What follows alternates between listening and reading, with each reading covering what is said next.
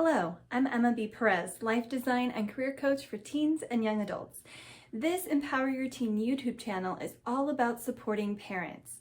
To learn how your high school or college age child can go from undecided to excited, click the link in the description box.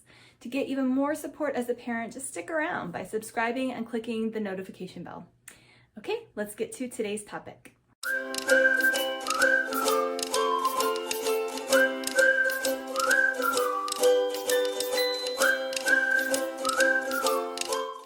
Hello, everyone. Welcome back to Empower Your Teen. I'm Emma B. Perez. Today, we are talking with Dominique Robinson, who is an American dancer, choreographer, and educator.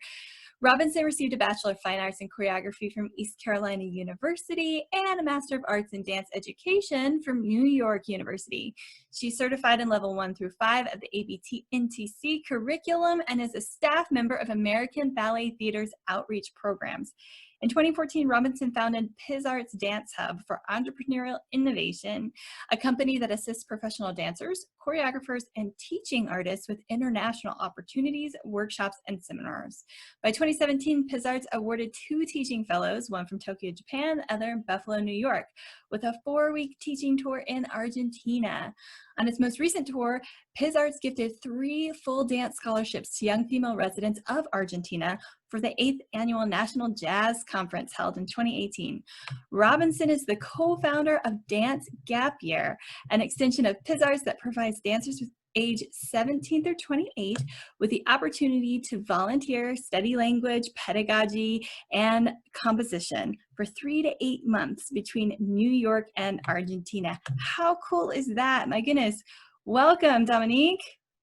Hi, I'm glad to be here. Oh, I'm so excited that you're here. I'm so excited that we get to take kind of a closer look at choices after high school for creatives, for artists. So thank you for joining us. Thank you for having me. So before we get started, would you mind just kind of telling us your story? I know you have a personal gap year story and that's affected some decisions that you made. So will you share your story with us? Yeah, so I'm a late bloomer. I started dancing at 16. Before dancing, I played basketball. I lived in North Carolina, so I was like AAU, hardcore training. Like I always say, like Olympic style training. It's like 9 to 5. And that was 10 months out of the year we trained hardcore. So, I mean, that was a great experience and like learning camaraderie and being a part of a group. I went with a friend of mine to a dance class that she had one day, and I sat in the corner, and that was it for me. Like, I fell in love. It was like a different experience. Like, my heart was just like overflowing, and I couldn't sit still. So I knew that I had a passion for dance, but at the time it was like really hard to articulate that. Yeah. So, yeah, it took me some time before I got like really into it. At 16, I had a worker's permit. So I was able to start working, and I went to a studio and I asked them if I could do an exchange, like if I could like clean or assist in some way in order to take a class. And the studio was really welcoming, and they said, yeah, I could do so. So I started dancing at 16, and then I graduated from high school at 17, and I was kind of like, well, what am I going to do now? I'm not going to go down the path of basketball. It's very different from dance. And I know I love dance and I want to pursue that. So I went to college. I went to ECU and I studied dance. And that was definitely like an extremely overwhelming experience for me because I didn't really know. I mean, most people dance at the age of like 3 or 4 or 5. And by the time they're 17, 18, you pretty much, you have like, you have a skill. You can go assist and teach a class, you know, depending on your level. But yeah, so I went to school for 4 years and I was able to work a lot, like focus a lot on technique and stuff. But I still was not very versed in dance. Like I didn't really understand the difference in like career paths, what it meant to like really be a choreographer. I knew you could perform and that was like a dream. But there was like no real way of understanding like which direction to go. And at the time, like the World Wide Web was not as versed as it is now, where you can pretty much find anything you want in any topic, you know. So yeah, I finished my degree, then I moved to California. I got lucky enough that I got signed to an agency, MSA, which was the first dance agency in the US. Wow. So yeah, I mean, I was super blessed. Like they saw a video of me, there was someone in the audience, and they said, we want to send this information. And I'm like, okay.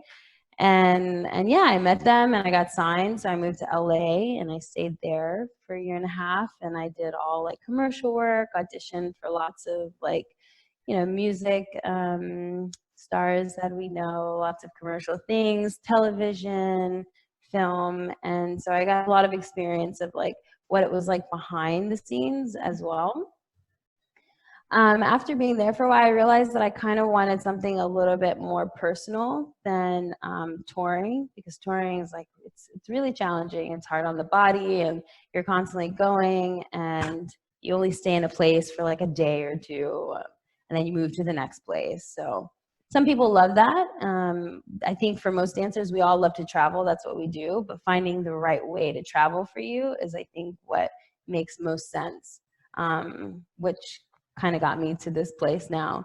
But when I was in undergrad, I did go to Argentina. I did an exchange for 2 weeks and I discovered a lot of like different dance schools and programs there. And so I said one day I want to go back. And after being in LA for a few years, I was like, I think I'm ready to like live abroad. So I went on my own. I sold all of my things and then I went to Argentina. I stayed there for a year and a half. I danced. It was amazing. And yeah, I did a gap year without knowing what a gap year was. And after I did that, I decided that I wanted to study dance education, more pedagogy, how to teach dance, because they were asking me a lot to teach classes. And really, I didn't have the experience when I went to Argentina, but they were so welcoming that they gave me the opportunity. And so I learned through experience without necessarily being skilled. And that's one way, that's one approach. But all too often people get overwhelmed and then they think maybe I'm not good at this. And it's not that, it's that you just don't have the skills yet, or you don't know how to identify what that means, like what you're doing, what you're giving. So I came back to New York and I did grad school and I did the master's program with ABT, and I learned more about pedagogy and what it means to teach something. And that's where I discovered gap year programs are a thing. And when I realized that there wasn't a dance gap year program, I was like, I have to do this. So that's how I got here. I love it. Thank you so much for sharing that story with us. Yeah, man, it's such a unique thing. A lot of people think that if you know a subject, you can teach a subject, but those are really very different skill sets. And not only that, but especially, you know, as a creative, the business of doing it, right, is different than creating your art, whatever that art is, right? So you have creating your art, and then you have creating a career for yourself and being a part of the biz, right? And that's a whole other set of knowledge and skills. So I'm really glad that you mentioned that. So one of your focuses is on, you know, gap years related to art. So yours obviously is specifically dance, but as a creative, can you give us some insights on what you should consider when you're taking an art-related gap year?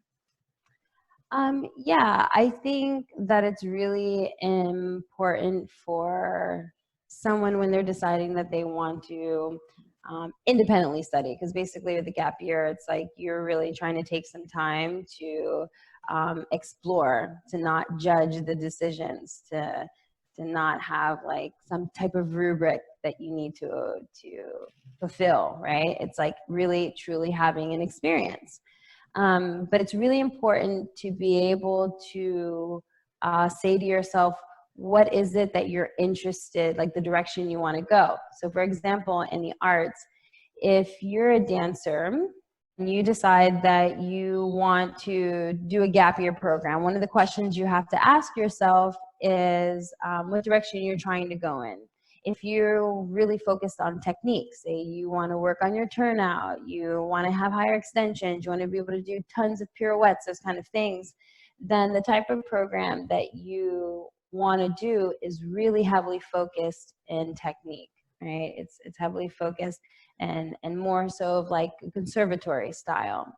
But you may be somebody who danced, say, your whole life, and you have a real good understanding of technique, but that's not your main interest, right? You're not like, I want to get to this level. What I really want to do is explore movement. I want to learn more about other avenues of dance.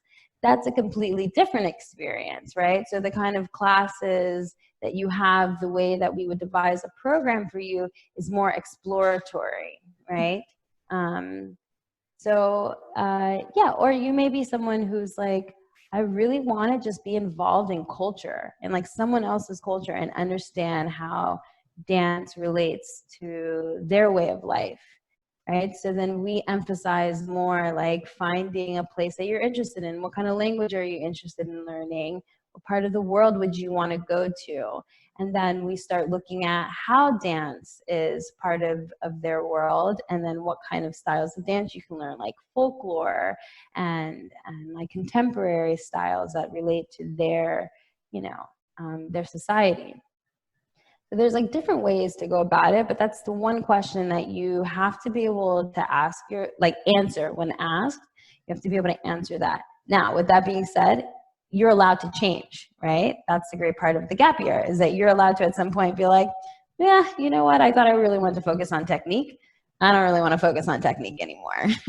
I want to kind of explore more. I took this class or I had this experience and I realized, wait, I can go so far out of my body. I don't have to think about the muscular side of it. I can really think about the the feelings, the visceralness of it, somatics, all those kind of things. And that takes you in a different direction, right? So it's really about constantly asking yourself, where do you see yourself right now in your dance?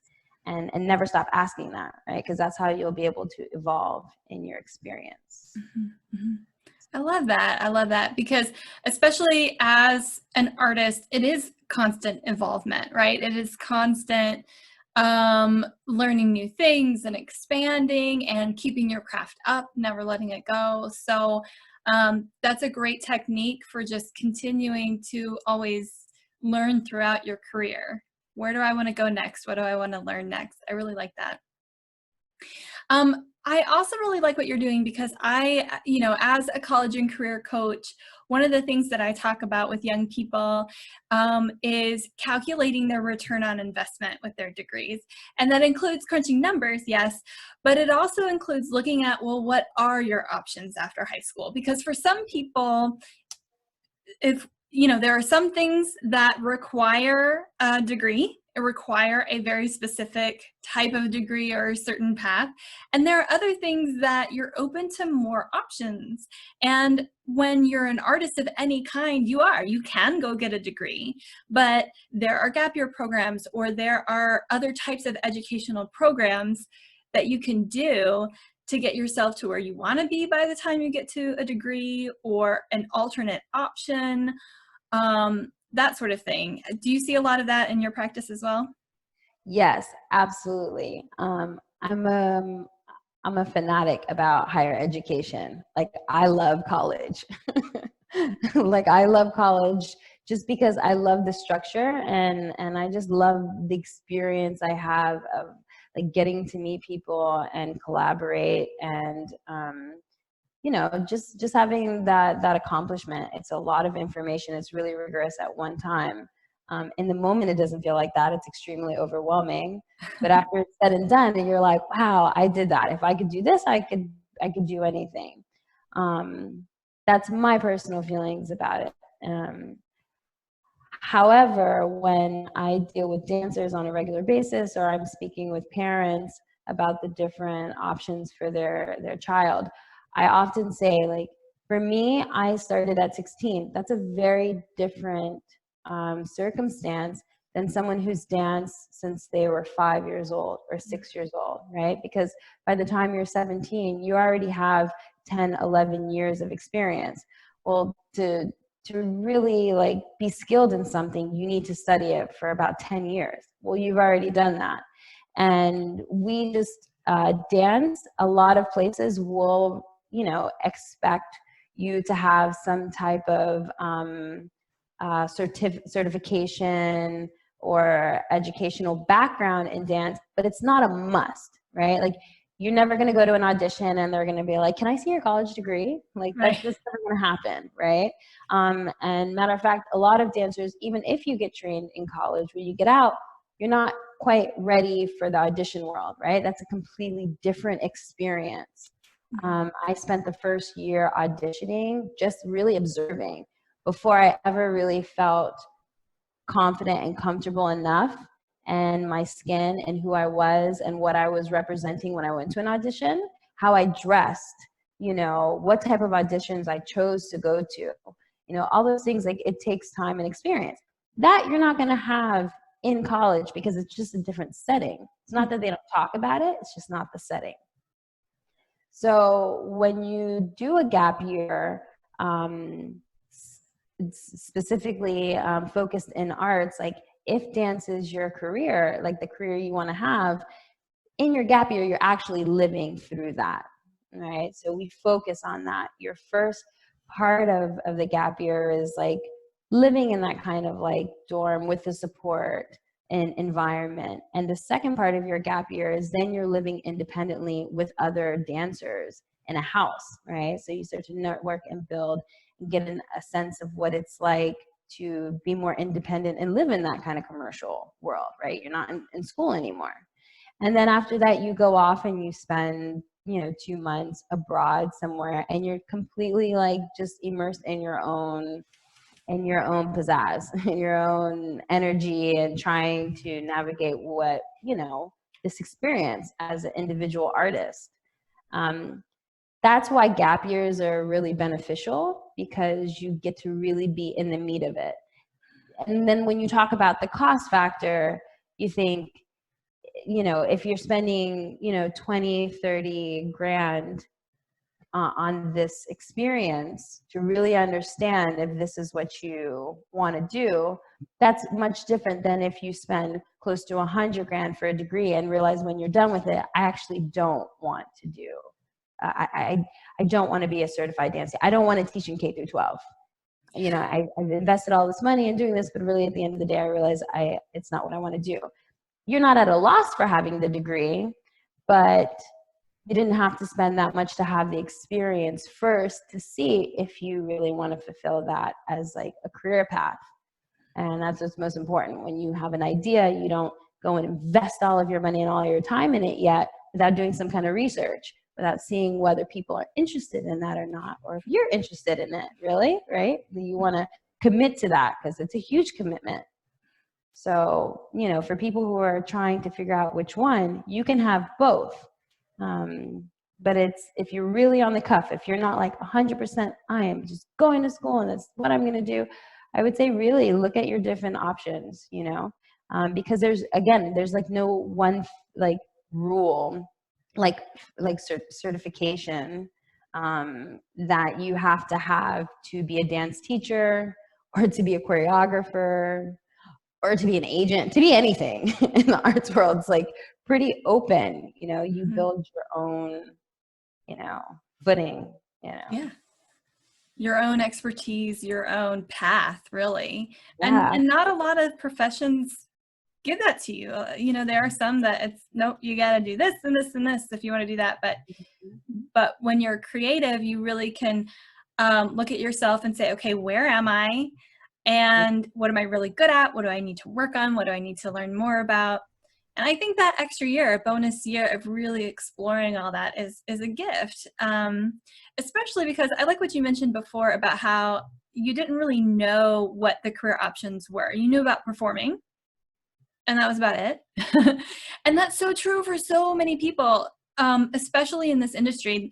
The way I like to explain it, when you think about entertainment, A lot of us think of it as like performer, like the jobs in entertainment are performing, right? But the reality is the performance jobs it's kind of like an iceberg, right? Where what you see on the surface, what everybody sees is a portion of the iceberg, and there's a lot more underneath it. So there's a lot of jobs in the entertainment world, but they're not all performance. Right? And so sometimes there are other things that you can do in addition to performing for additional streams of income that you can eventually mold your career into after you've performed for a little while. And so like as young people growing up in school, the dance studio, whatever it is, we're focused on honing our talents, our skills, and creating that art, creating your craft.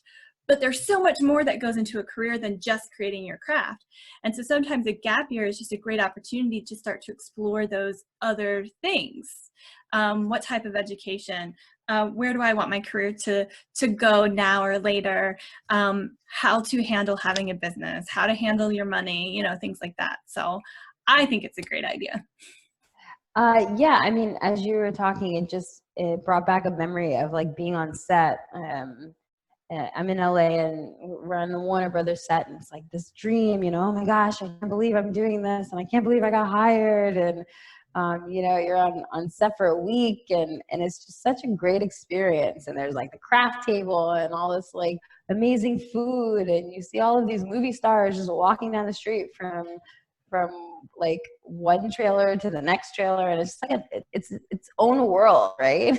It's this gated world, and where people make movies, and it was a really cool experience.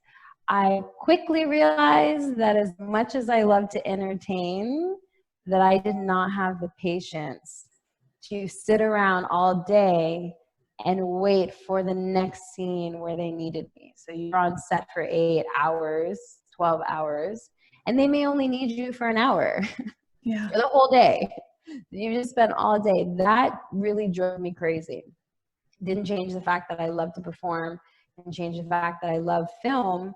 But what I found myself doing was really paying attention to the cinematographer, to the director, how they spoke to each other, all of the other people who ran around, the AD, the PDs, all these people who were involved in creating this story, right?